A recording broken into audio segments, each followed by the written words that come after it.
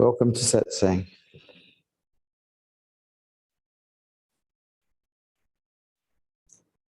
Yes, Sai.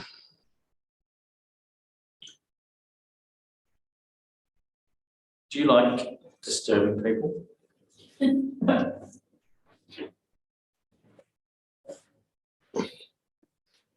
Yes. Why is it that you like disturbing people? Must be my nature. When I was a little kid, I found that most people were kind of dead, boring. And by disturbing them, it became more interesting to be alive. And so when I was maybe 3 or 4, I started telling my parents' friends at my parents' parties what I thought of them and what I thought they were up to with each other. And it didn't take long before my parents absolutely banned me from going to any of their parties. And so I had to find another source of entertainment. That turned out to be kindergarten. And I got expelled from 4 kindergartens as a result of this disturbing behaviour. I was considered an uncontrollable child because I wouldn't comply. They used fear and guilt to try to control me, and neither worked. But what to do? So yes, I have always liked disturbing people.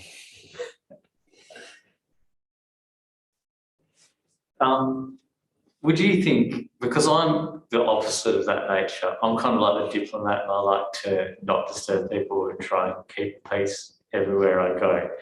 Would you say that those attributes or that attribute is in my way to higher consciousness or even enlightenment? No, it's in the way of having fun. You see, there's 8 billion people on the planet to play with. And if you are going to disturb them, you have to be careful because you could get hurt. But they're there to play with. Most people live these boring little lives where they lock themselves away. They go to work, they come home, they watch football on television, they drink a few beers, and that's life. It's like, oh my God, no, that's dead. Zombieville as far as I'm concerned. This world was made for partying in. When I left high school, I celebrated leaving high school. I haven't finished yet.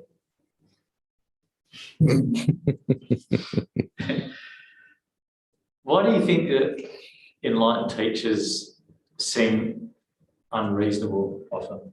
I don't know. I don't know any enlightened teacher who's unreasonable. Yeah,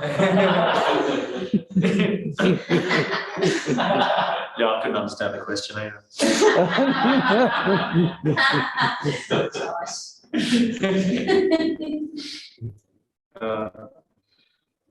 There are stories of different teachers in history that have done things that would appear to students and that to be unreasonable. Could you see why they would be that way, or why it would seem that they are that way? Well, people, if you're enlightened and you're a master, your job is to help people get free. That's what you've chosen to do. You've chosen to be in service to humanity to help people get free. And it's a bit like, how do you wake a drunk up? Well, you don't, sing them little lullabies. You actually have to shake them and rattle them. And then you might be able to wake them up. And enlightened people see everyone who's not enlightened as asleep, and usually in deep unconsciousness.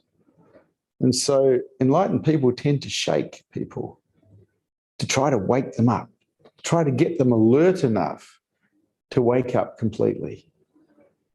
And so they set devices. Osho, as a master, set devices so people will get disturbed. So they'll start to practice acceptance and let go. And so I watched Osho with his master plan of devices disturb so many people it wasn't funny. I mean, people think he was a sex guru. Oh, rubbish, he was a sex guru. He was just stirring the hell out of people.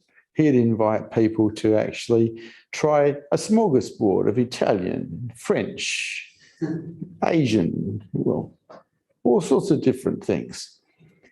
And so you had everyone sleeping with everyone. Well, that doesn't work to bring peace. That works to bring disharmony. People have to learn surrender. They have to learn acceptance. It was a device. And it was a terrible device. But for those people who were into looking at where they contracted and undoing the obstacles that were in the way, it was perfect.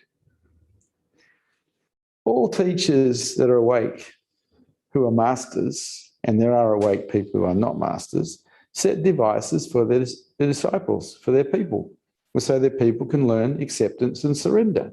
Otherwise, how are they going to do it? And the best place to learn acceptance and let go is in the Buddha field of someone who's awake. And so, yes, enlightened masters disturb people. They're not here to bring peace. You already are that. They're here to bring chaos. And in that chaos, you can learn to surrender. You can learn to accept life as it is. You can learn to let go, and you can get free. Up to you. How is it different for someone surrendering in a Buddha field as opposed to without the Buddha field? Well, people can put up massive resistance inside a Buddha field and suffer incredibly inside a Buddha field. But it is a place of expanding energy. And the mind, when it comes into a field of expanding energy, can relax a great deal easier than in a stable field. And so it's easier to learn surrender. It's easier to learn acceptance and let go in a Buddha field than it is outside a Buddha field. The other thing that a Buddha field allows is clarity. You get to see things much more clearly inside a Buddha field than you do outside of a Buddha field. And so there's a couple of gifts of satsang. You want to learn to die so you can be free, because the thing that's in the way is you.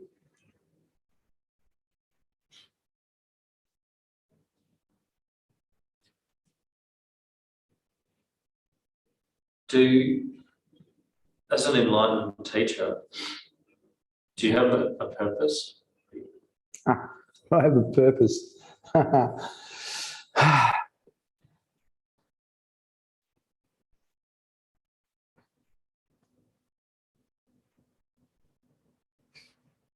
don't see purpose, and I don't see meaning in life, really. You know, ego loves to think it has purpose. Ego loves to think there's a meaning in life, but I've been looking now for nearly 60 years and I haven't found purpose or meaning yet. I have found a way of living that is very beautiful, but purpose and meaning are something that religions sell people who are gullible so they can manipulate and control them. I don't see any purpose or meaning. I see a lot of charlatans selling religion. But there is a way of living that is very beautiful, that is worth doing. And it's not something we're taught at school or university. And that is the way of the heart. And my master, Osho, was a heart teacher. It was because of him that I chose the way of the heart. It was on his suggestion. And the way of the heart's beautiful because it gives you manageable happiness. And if done correctly, allows you to open up enough to perceive unconditional love, which is very beautiful. It's a beautiful way to live, the way of the heart. It's also a staircase, a stairway to higher consciousness, which sets you up for the ultimate freedom, enlightenment. But it's up to you. What do you want and what are you willing to do for it? It's up to you. The ball's always in your court. Enlightened teacher might be able to create a Buddha field that you can learn to die in, you can find clarity in, you can have your mind expanded and have it disappear. But really, they can't do the work for you. Only you can do that. Only you can remove the obstacles that are in the way of higher consciousness for you. Only you can see through your mind by witnessing it. They can't do that for you. They may be able to point out a few things for you. They may be able to set up a couple of devices so you can learn acceptance and let go. That's about it. So never, ever discount the ability of the Buddha field to do its work. And the teacher's not doing that. The teacher doesn't create a Buddha field. If he's awake, the Buddha field is happening because awareness is aware of itself. And the Buddha field itself expands the mind, brings everything up if you're full of pain, because it undoes the coping mechanisms that hold it down. So it's a free way to healing the wounds of the heart. But then it's up to you as to whether you're willing to feel them or not and heal it. I gained so much from being in the Buddha field of Bhagwan Sri Rajneesh or Osho, and I gained so much by being in the Buddha field of my invited Vedanta teachers. Eventually, awakening occurred in the presence of one of them, because I found myself as a space that is everything and everywhere, always. When they went away, it didn't. So here we are, me trying to inspire you to wake up and be free. Thank you. Thank you. Are there any questions, any statements, or any challenges from anything that's been said here this evening? Yeah. Hello. Was there a turning point in your life where you realised that you had to go for truth? Yeah, there was. The turning point came when I decided that I wanted to get my mala back off the Rajneesh organisation in Fremantle, because 6 months earlier I had thrown it at them in disgust, because they'd asked me to raise funds by getting people who were sannyasins to donate their property and their money to the Rajneesh organisation, and they wanted to use my salesman skills to do that. And they put me together with a psychologist and an accountant. And I went and had a few drinks and thought it over, and went back that afternoon and just threw my mala at them, told them they could go get stuffed, you know. Yeah. Anyway, about 6 months later, there was this major turning point. A friend of mine died. He committed suicide. And I realized what I wanted was higher consciousness. What I wanted to be was to be with my master. And so I went back and tried to get my mala back, but no chance of that, none. I had to wait a while longer until Sheila Silverman came to town and was holding a meeting. And in that meeting, I put my hand up immediately. She walked in the room and she said, yes, because she was there to do some fundraising, I think. She said, yes, can I help you? I said, I want my mala back. She said, oh, you want your mala back? You want sannyas again? Yes, yes. And she said, okay, we'll do that for you. And I raised my hand again. I said, I want my mala back now. And so she sent someone out to get it now.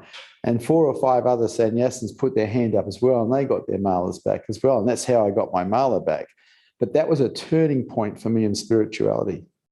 That is when I decided to really go for it, because my friend had died and I realized that life was so impermanent and that we're all going to die, and that I hadn't climbed this mountain yet, this mountain of higher consciousness with Osho.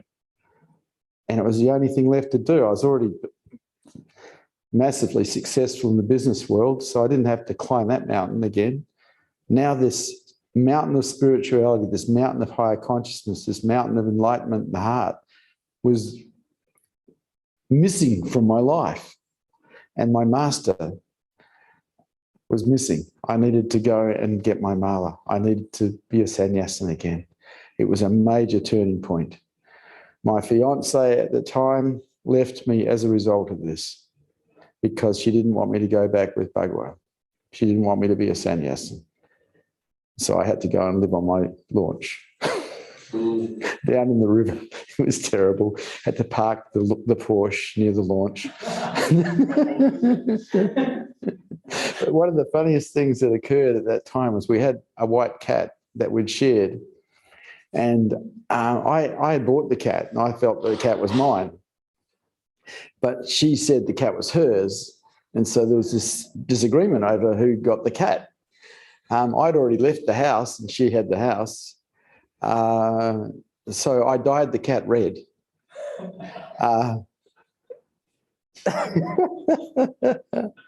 Because she did not like the idea of sannyasins because we all wore red in those days. And the cat got a bit wet in the rain and it became pink. Anyway, she didn't want the cat anymore because it was a sannyasin cat. It was wearing the colours, you know? And so along the jetties of where I'd parked my boat, you could see the cat in the morning hassling fishermen. This pink cat, this bright pink cat hassling fishermen for fish. It was such an interesting sight to see. And so that was the turning point where I decided that I'd gone past the point of no return and I just had to keep going for it. So it's like you saw something in Osho despite what was going on around you. I think I felt my death coming.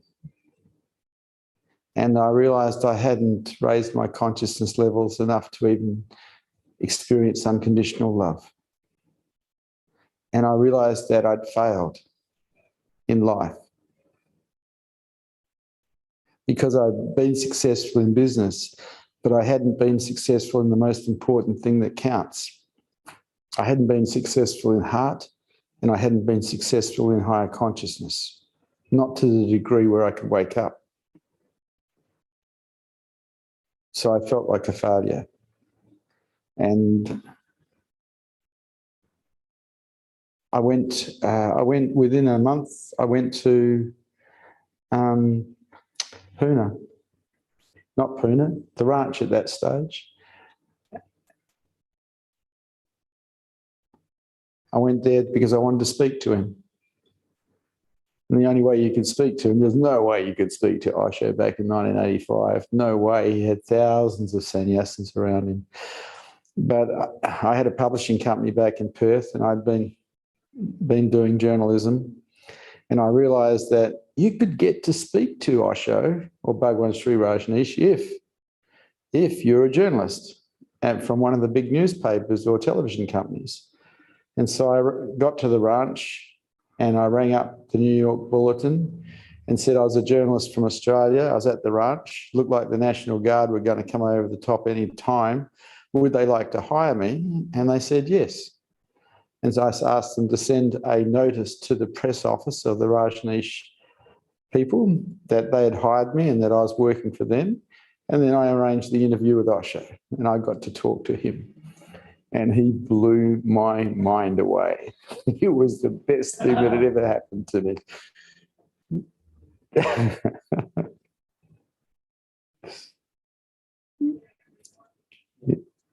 Thank you. Okay. Yes. Hearing your story, Vish, it's like you're telling my story, but it's you. And like the moment I first speak to you and like whatever story happened in my life and the moment like it just blew my mind and it's still happening. So it's just a statement, but it was such a beautiful story. My life is dedicated to help you wake up. That's what I'm here for. I don't have another reason to be here.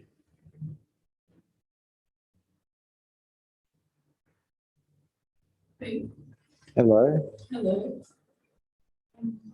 I felt really touched by what you were saying about how you realised what a failure you were for not finding heart or higher consciousness. And I feel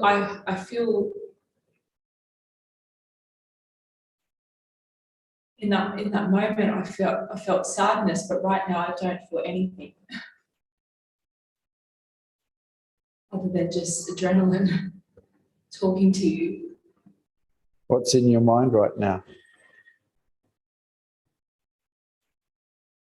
Nothing. Nothing. Well, likewise, nothing in my mind either. It's just emptiness. So this adrenaline, what's that? Well, adrenaline gets produced usually because people are frightened or angry. Getting ready for fight or flight or freeze. And so make you pick. Anything else? Thank you. Okay. Hey, Rishi. Hello, Vishrant. Hello.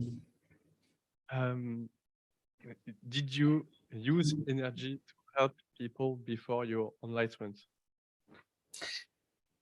I've lived in the energy world since I can remember, and I have used energy to help people since I can remember. Anything else, Rishi? Yes, and did you use hypnosis to help people before your enlightenment? Yes, I was a psychotherapist before my enlightenment for about nearly 8 years. And I used hypnosis regularly to help people get in touch with their wounding and release it. Anything else? Thank you. Thank you.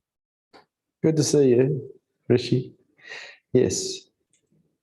You were just talking about fight, flight, or freeze. If I find myself in one of those states, what's the best thing to do? Breathe out and let go. Breathe out and let go. Breathe out and let go. Breathe out and let go. And keep doing that until you feel better. On the outward breath, you let go of everything. It's the way. Yes, Mani. Hi, Vishrant. Hello. Hello.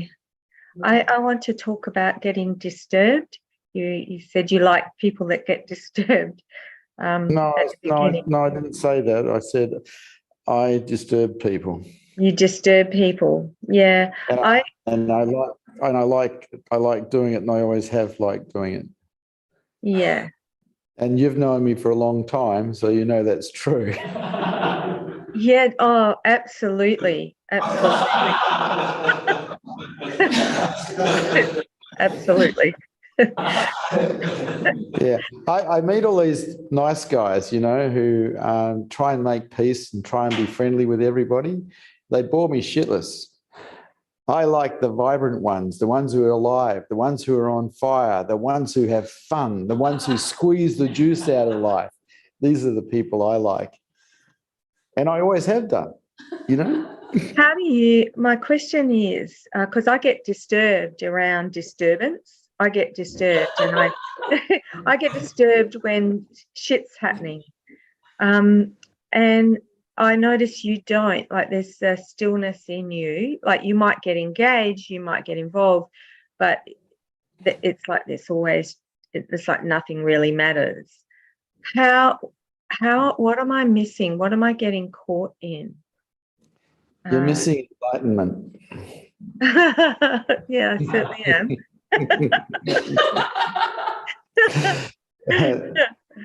Everything died in me. Everything just dropped, you know. It's like the whole lot dropped. But before that happened, I wouldn't let anything disturb me anyway, because I accepted life as it is. Yeah. I'd been practicing acceptance of life and let go since I can remember.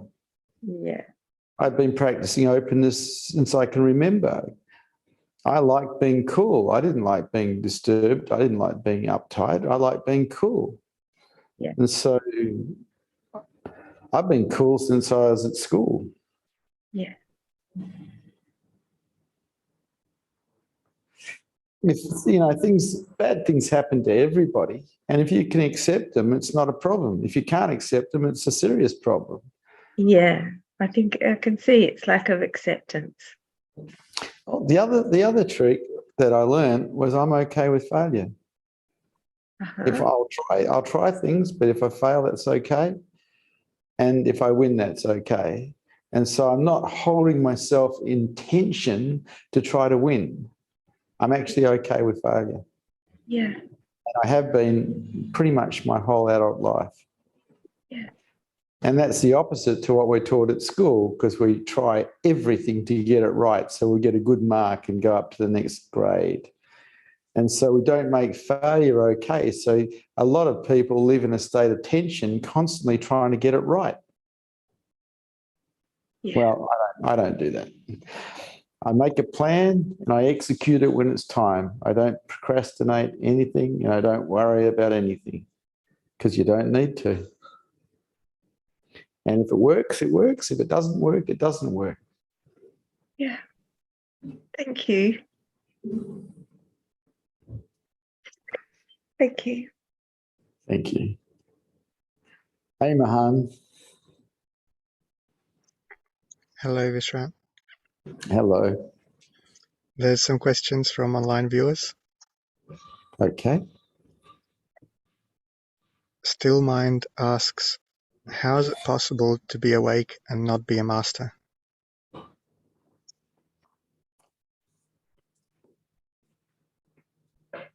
Being a master means you have the skill to help people get free. Being awake just means you have awareness, aware of itself, and you have a Buddha field, but you may have no skill whatsoever to help people get free. That's the difference.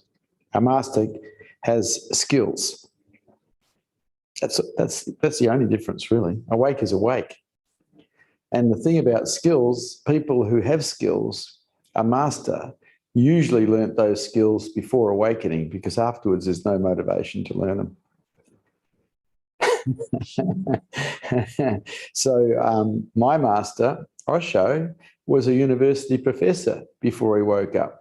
He learnt different skills of communication, so he could be a professor.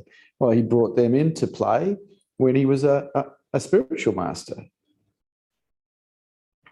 Anything else? Narasimha asks,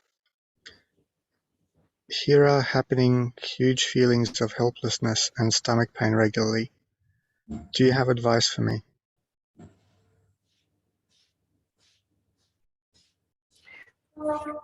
I have experienced helplessness and I just allowed it to be there.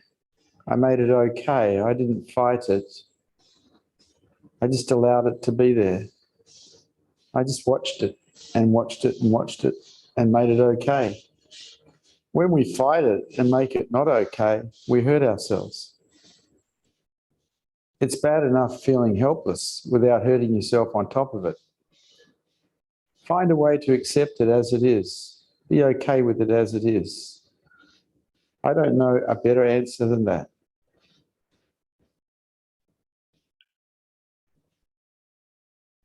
Anything else, Mahan?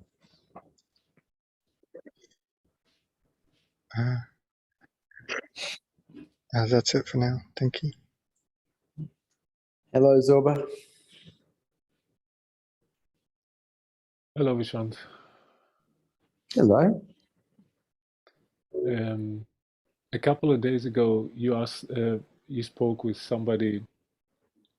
They asked you how can they accept a situation when they're not, when they find it hard to accept it.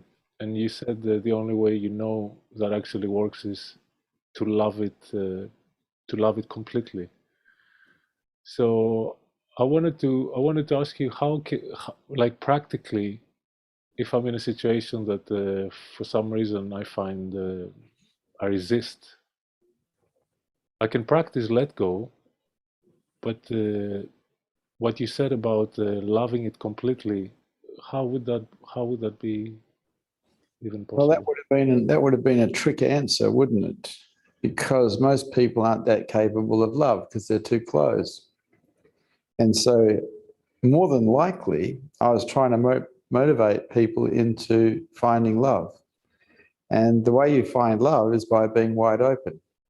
That's the only way. If you're closed, it's highly unlikely you're perceiving unconditional love. Unconditional love is perceived in openness. And so I was probably just motivating people. Now, people need motivation, otherwise they won't do anything. You tell them how wonderful things is, how wonderful love is, how bad it is to be without it. Different types of motivation, negative and positive. Human beings are very hard to get motivated. And a spiritual teacher points to the truth and tries to motivate people to do what they need to do to find it as themselves. It's quite a task because basically you've been set up as God's salesman person. And you're selling a product that people already are, but they don't know that. And they're not willing to do what it takes to find it. It's a trip, you know? Anything else? Yes, Vishrant, yes. Yesterday we watched on Netflix this kind of series about how to become a cult leader. It's a kind of a funny, half serious series. And it had Oh, right. a few... I think I watched it. I think it was really funny. I like. Yeah. I got a few tips from it. Yeah. No, so it was just mentioning also every now and then, but he had the proper episodes on Manson and other guys, and so it was kind of weird that they would put Osho and Manson in the same kind of the same kind of box. Yeah, they did. I did watch it. It was interesting. Just interesting. Yes, yeah.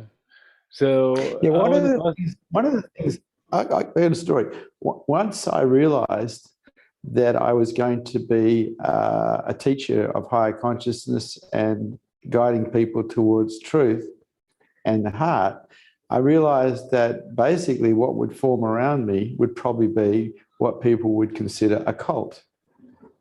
And so I studied all the cult leaders that have had history around the world. I read everything, watched as many videos, documentaries on it as possible. And so in no way could I make any of the stupid mistakes that other people who've tried this made.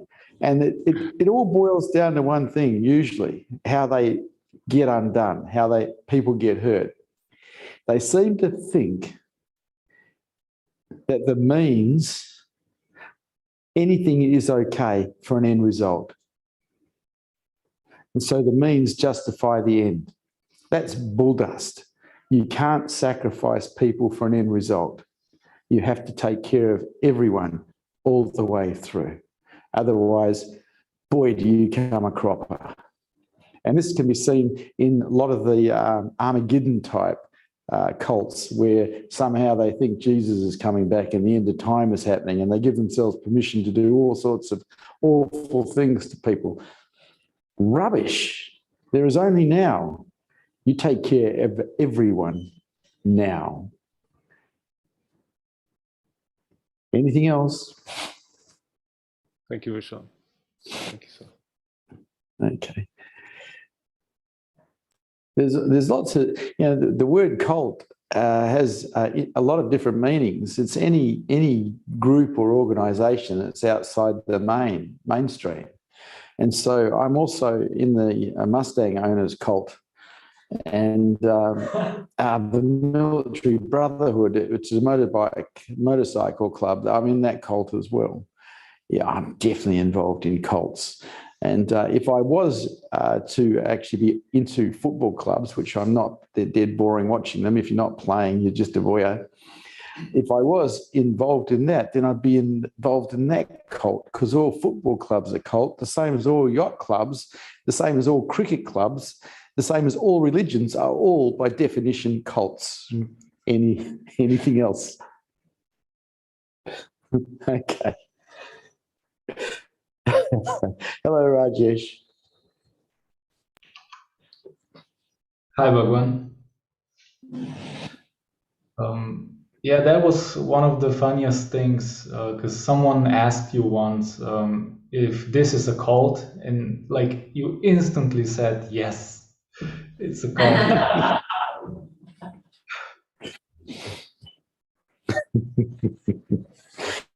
Yeah, well, not telling the truth would be telling a lie. And my job is to tell the truth, not tell people lies. I'm a truth teacher, you know?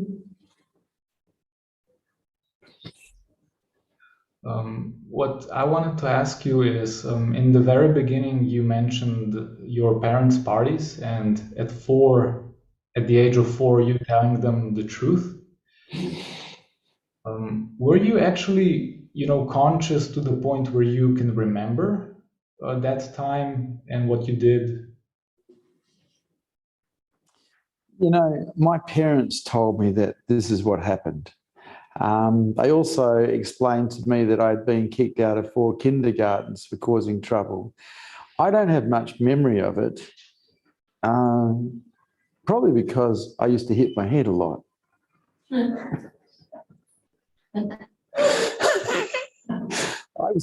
I was the kid, the nightmare kid who came over to your house and climbed up your gutters and ended up on the roof.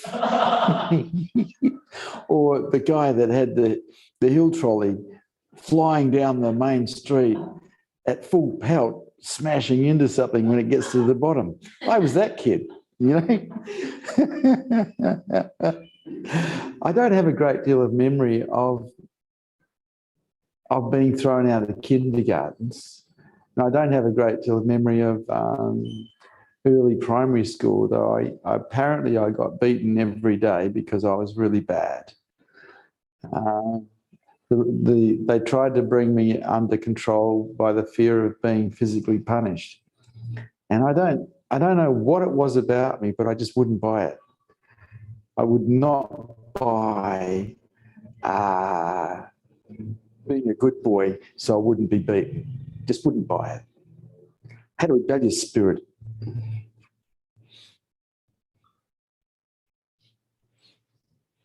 Was that a conscious choice, or were you just made that way? No, my conscious choice was to try to not get caught, That was my conscious choice. I was just made that way. I was the oldest in the family, and I was just trouble. I didn't have much parental supervision as a child because my mother had my sister who was brain damaged and intellectually not all there and had convulsions all the time. So my sister started taking up all my mother's attention when I was very young. And my father was working, or he was down the yacht club, so he wasn't home. And so I got to do what I wanted to do when I wanted to do it. I didn't have a parent supervising me. And so I was a bit of a wild child. I was out on the streets till late at night at a very young age playing. I joined street gangs when I was about 12. And they all had cars. They were all 18, 19, 20-year-olds. And I joined the gang as their mascot down in Bunbury, which is south of Perth. And I had such a great childhood because of the lack of parental supervision. Anything else? That's all. Thank you.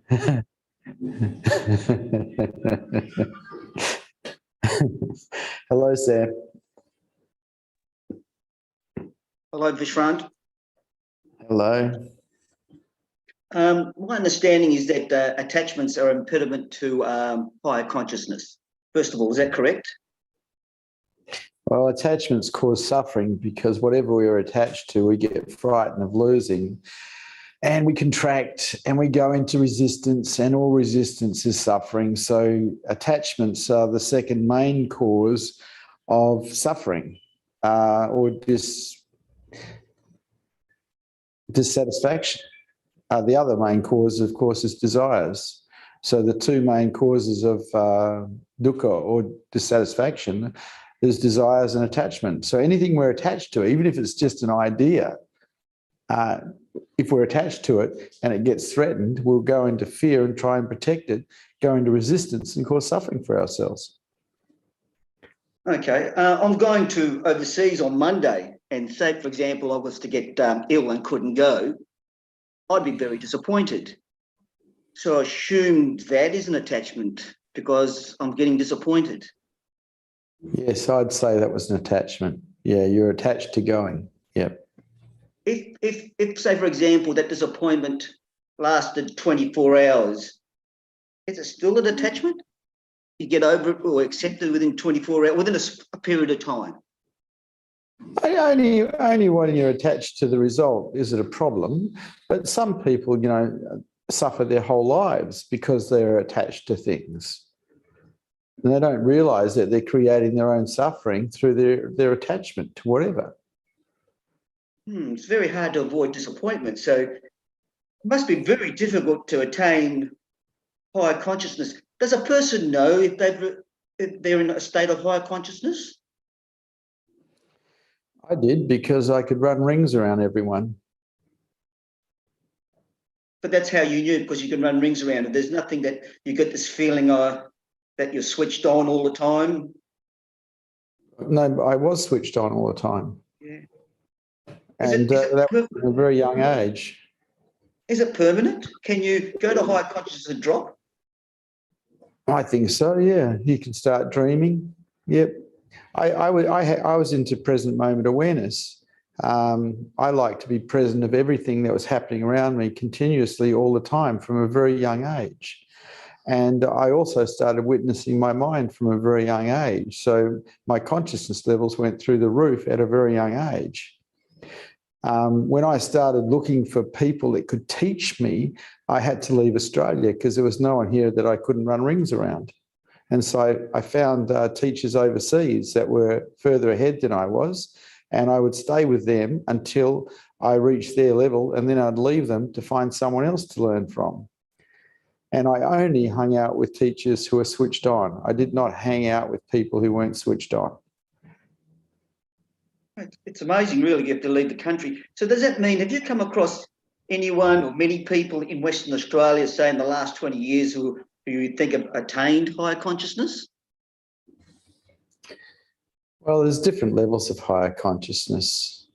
Higher consciousness is kind of brilliant. It's a bit like being the general on top of a hill, watching everything that's happening, watching every skirmish, watching every little battle, knowing everything that's happening and being in control of it, seeing the consequences of everything, every action, every word. Higher consciousness is like that. But most people don't have that view. They're like the people on the front row, the front line, having a fight with someone, and they're just caught in that dream, They don't see what's happening on their flanks because they can't see, because they're caught in the skirmish. As your consciousness levels rise, you're not caught in any skirmishes anymore. You're seeing the big picture always. You're seeing everything that's happening around you. You're seeing the consequences of your actions, the consequences of your words, the consequences of everyone else's actions and words as well. You are switched on. And this is possible for all human beings, but that's not what they teach us at school. They teach us at school to live in our heads. So most people are lost in dream for their whole damn lives, dreaming their life away, thinking they're present. Okay. Say I was on the goal to try and get higher consciousness. Is it an end product of meditation, practicing compassion, love, being open? Is that the way to get there? No. The way to higher consciousness is present moment awareness. You got that bit right. Witnessing the mind. You've got to witness the mind so you can see what's in the way. If you can't see what's in the way, and if you're not witnessing the mind with a silent witness that's non-judgmental, you won't see what's in the way. And then you have to remove those obstacles so your consciousness levels can go up. And that's how you do it. It takes work to have higher consciousness. It takes no work at all to have lower consciousness. Most of the human adults on the planet live in lower consciousness, suffering until they die. Higher consciousness is rare. Is there a way you can tell that you're improving? Like, is there a way you can say, oh, I'm on the right path here? Absolutely. You work out all the things that piss you off, and then you go out into the world and you front those things. And if they don't piss you off anymore, if you don't get caught anymore, if you're not reacting, if you're not going to resistance anymore when people are doing the same things, you know your consciousness levels are rising. What happens if there is not many things that piss you off? I don't have many things that piss me off. That's because you haven't been hanging out with me. That's right, you have disturbed me.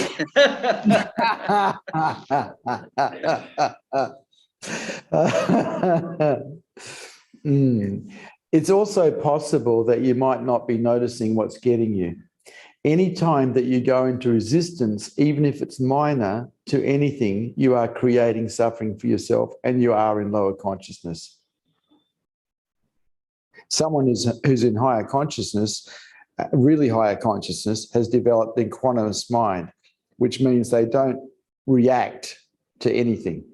The mind stays flat even when they're attacked. It stays flat when they're giving fire.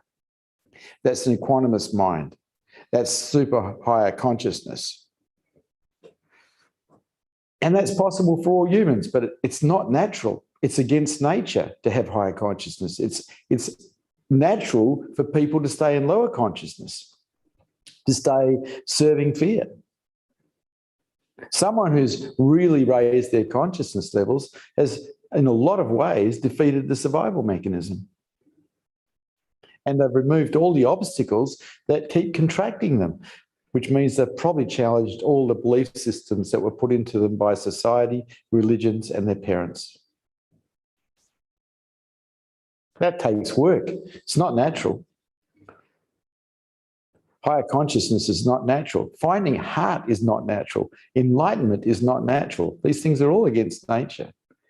It is natural for people to stay in lower consciousness until they die, suffering until they die. And then it gets worse. Because then you come back and do it again.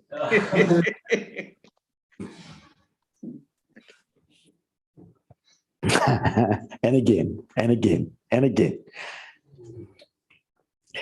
Anything else, Sam? No, thank you. Thank you. Nice to talk to you, Sam. Nice to talk to you too. Hello, Abai. Hi, Bhagwan. Hello. Bhagwan, you were talking about the point of no return. So, what are the signs of a seeker who has passed the point of no return? They have a thirst for truth that cannot be quenched. They don't let anything get in their way. They go for truth. They go for heart. They are past the point of no return. They know they can't go back. There is only forward now, so they go forward.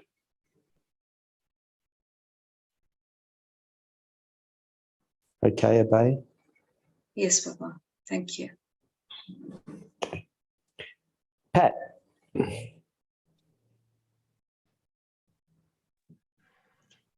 Hi, Vishrant.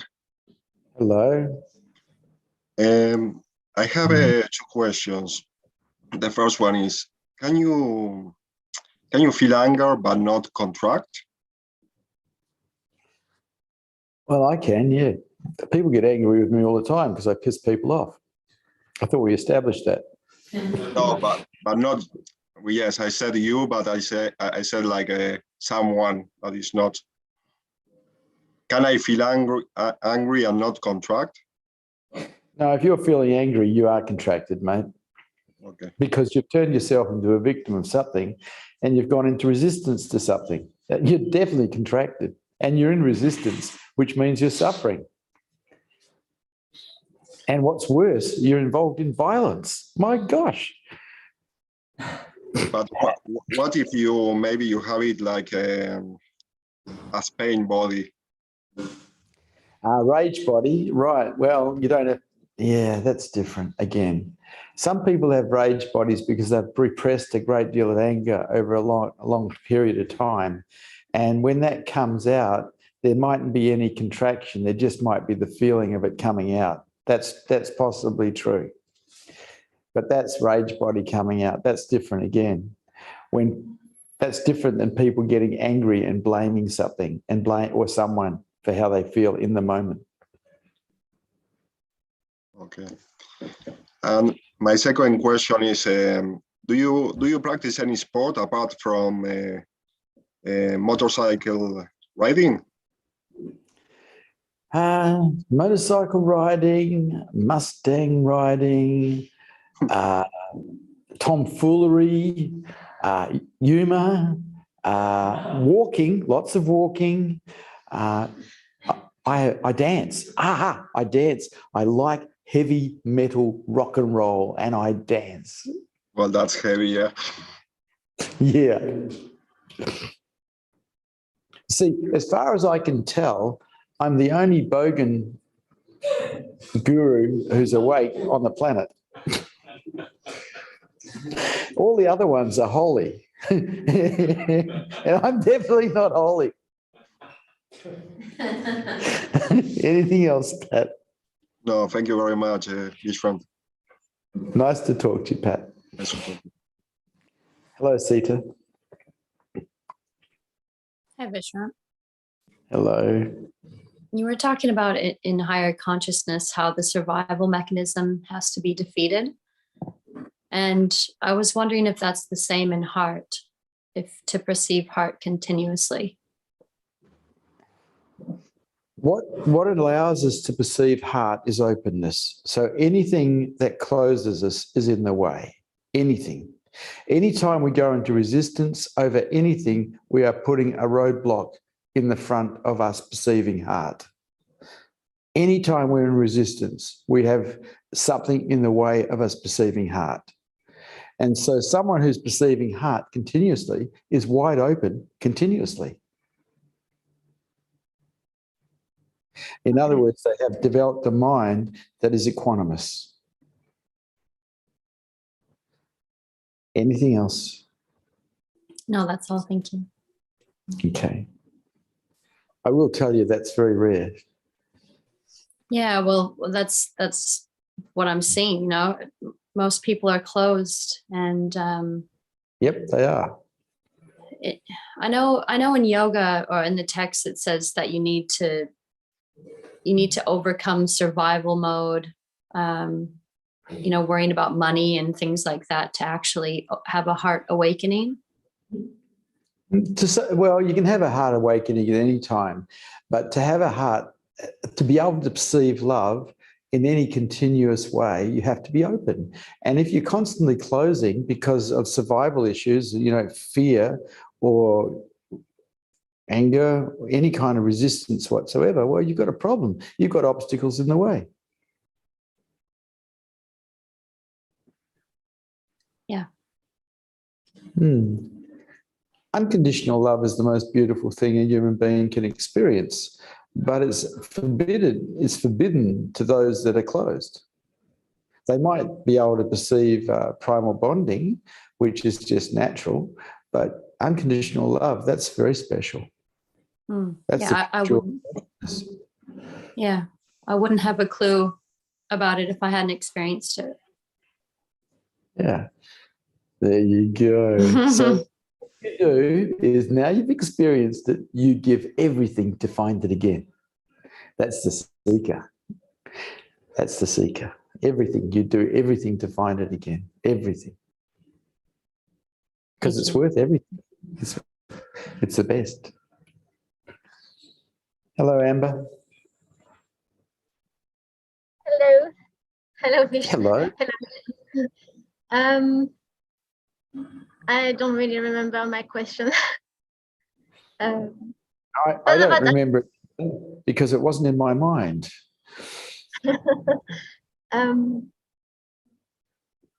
I just love having more detachment. I have a bit more detachment since the last retreat, and the witnessing the mind is it's really changing a lot of things. Okay. So thank you. Well, it's you're doing the work on you. You should thank yourself, you know. Yeah. Anything else? Yeah. No, it's just interesting that I it's like I couldn't hear you, and then at one point I hear you and I don't know what happened. You just want to chat. You don't want to. I got to go on and have a talk to Corey. Nice to talk to you, Amber. Hello, Corey. Hello, Vishrant. It's good to see you. It's good to see you too, Corey.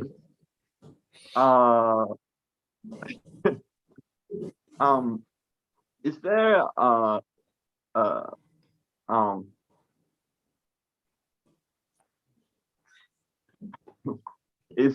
Have you lost Corey? Pretty much, yeah.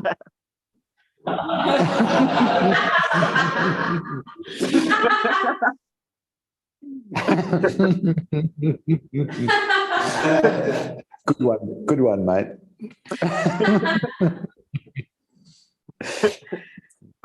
Nice to talk to you, Corey. It's good to talk to you, Vishrant. Hello, Mahan. What do you got?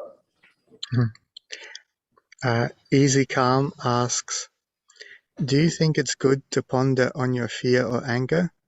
Because when you ponder, it will become less strong and stop controlling you. Mate, if it's easy come, it's easy go. It's easy calm, like CALM. Oh, easy calm. Really? And what did easy calm want to know? If it's good to ponder on your fear or anger to make it less strong and let it stop controlling you. No, it's never a good idea to procrastinate anything. Just stop being angry by stopping victim-orientated thinking. It's simple. If you're not blaming, you can't get angry. Stop blaming. Start taking responsibility that you make yourself feel, and it's not the world that can make you feel or another person. You do it to yourself. And because we make ourselves feel, we can volunteer to be a victim or not. The moment we volunteer to be a victim, we turn ourselves into blaming, and then we get angry, blaming someone else for how we feel, which is immaturity because we're not taking responsibility for ourselves because we make ourselves feel.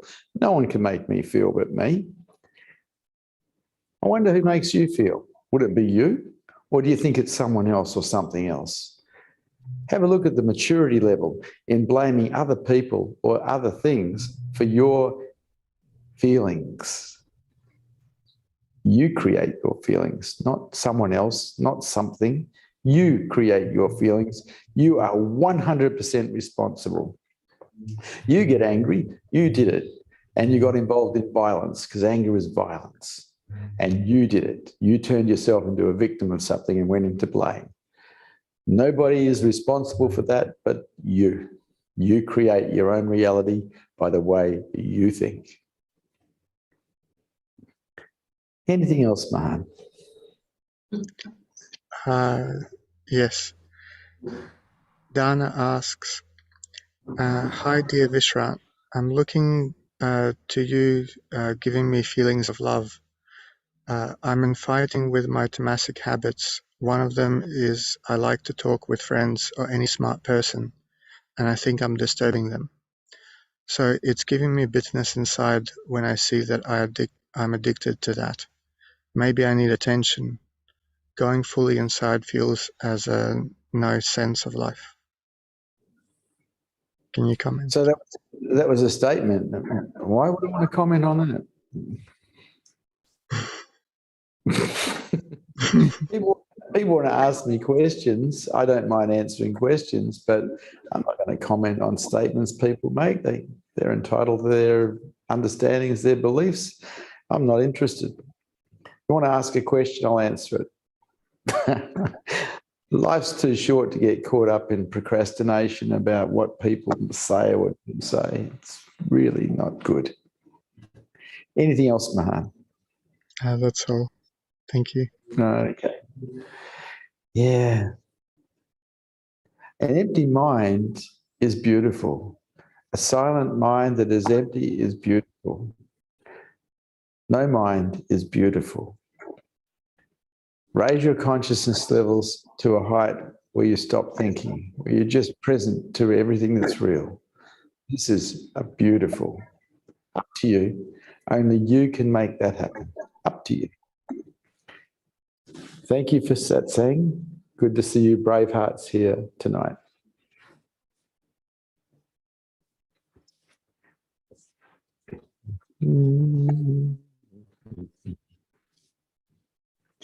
Someone's got a mic open, haven't they? Mahan, close your mic, please. Thank you.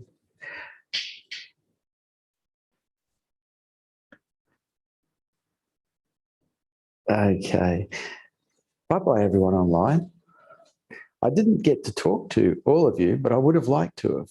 All you had to do was put your hand up and I would say g'day. See you later.